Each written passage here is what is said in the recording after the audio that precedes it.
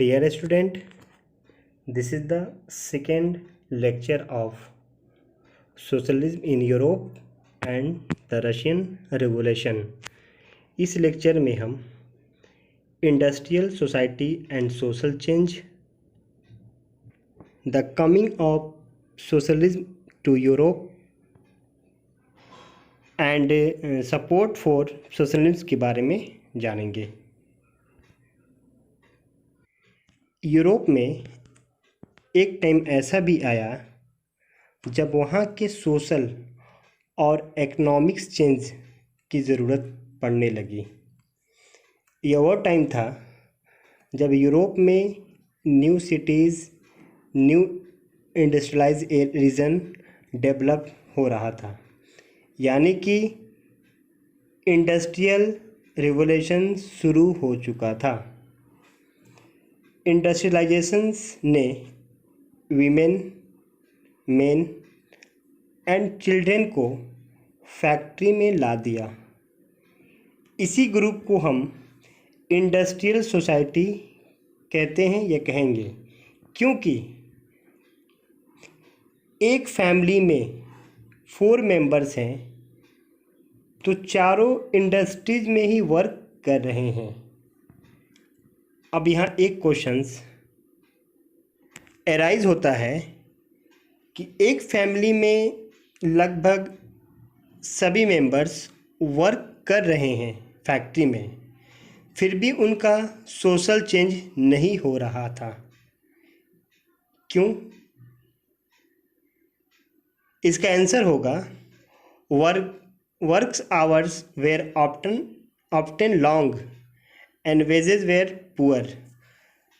काम का समय ज़्यादा था और जो वेजेस मिलता था वो बहुत कम मिलता था। यानी हम कह सकते हैं कि इनके पास रोज़गार होने के बाद भी यह बेरोज़गार थे, क्योंकि इनका कम वेजेस मिलता था, क्योंकि इनको कम वेजेस मिलता था। इतना कम मिलता था कि अपनी नीड्स को फुलफिल नहीं कर पाते थे। लिबरल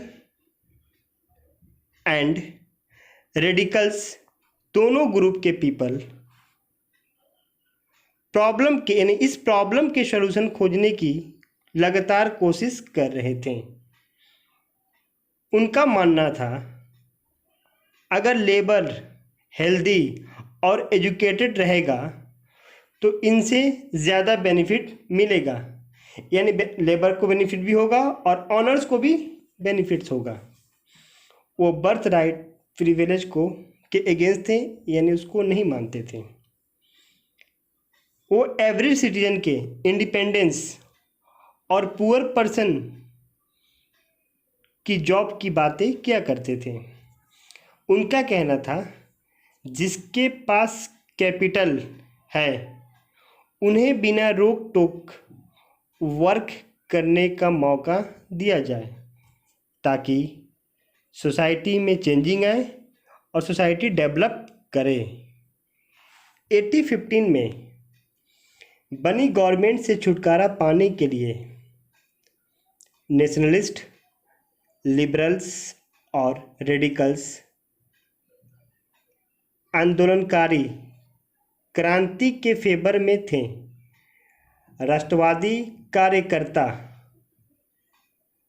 रिवॉल्यूशन के द्वारा ऐसे नेशन का फॉर्मेशन करना चाहते थे जिसमें सभी को इक्वल राइट्स मिले।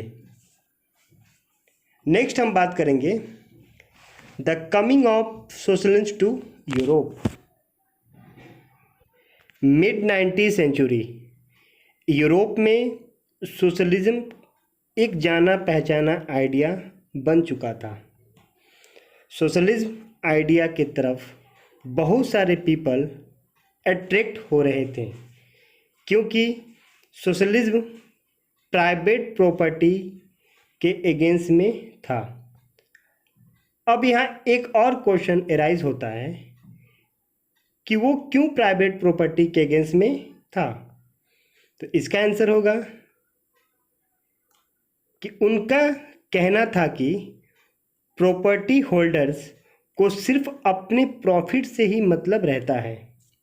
यानी कंपनी का जो ऑनर होता है उसको सिर्फ अपने ही प्रॉफिट से मतलब रहता है, वो उनके बारे में नहीं सोचते हैं जो उनके प्रॉपर्टी को बनाने में दिन रात एक करके हार्डवर्क करते हैं, यानी कि लेबर। इसलिए वो चाहते थे कि सोशलिस्ट के पास फ्यूचर को लेकर डिफरेंस विजन था। सम सोसाइटीज, या उसे आप कह सकते हो कि वो कोऑपरेटिव यानी सामूहिक उद्यम के फेवर में थे, यानी वो प्राइवेट प्रॉपर्टी के फेवर में नहीं थे, वो कोऑपरेटिव के आइडिया को सपोर्ट करते थे।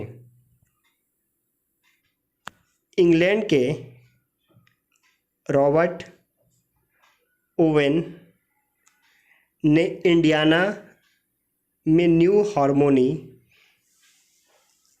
हार्मोनी अमेरिका में, इंडियाना अमेरिका में है, वहाँ पे न्यू हार्मोनी में कोऑपरेटिव कम्युनिटी को बिल्ड किए। फ्रांस में लुई ब्लांक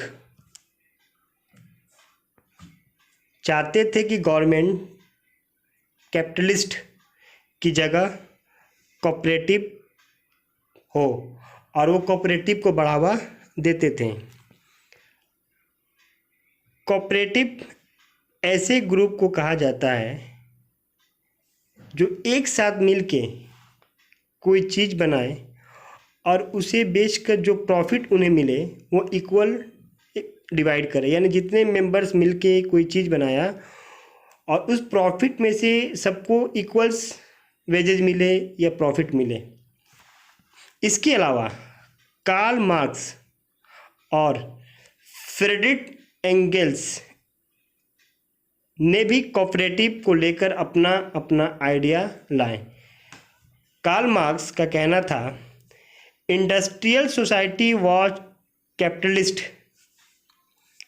इस तरह उन्होंने इस सोसाइटी का नाम कम्युनिस्ट सोसाइटी रखा। नेक्स्ट हम बात करेंगे सपोर्ट ऑफ सोशलिज्म। 1870 में सोशलिस्ट का आइडिया पूरे यूरोप में फैल चुका था। To coordinate their efforts, socialist form an international body जिसका नाम था द सेकेंड इंटरनेशनल। इंग्लैंड और जर्मनी के लेबर ने इंस्टीट्यूशन बनाना स्टार्ट कर दिया था। इस तरह वर्कर्स ने अपना वर्किंग आवर्स को कम करने और वोटिंग राइट्स के लिए आवाज़ उठाना भी स्टार्ट कर दिया। 1905 तक ब्रिटेन के सोशलिस्ट और ट्रेड यूनियन ने लेबर पार्टी बनाई। फ्रेंच में सोशलिस्ट पार्टी बनाया गया, लेकिन 1914 तक यूरोप में सोशलिस्ट गवर्नमेंट नहीं बन सकी। लेकिन government continued to be run by liberal, radicals and conservatives। Next lecture में हम बात करेंगे the Russian revolution. Please like, comment and subscribe.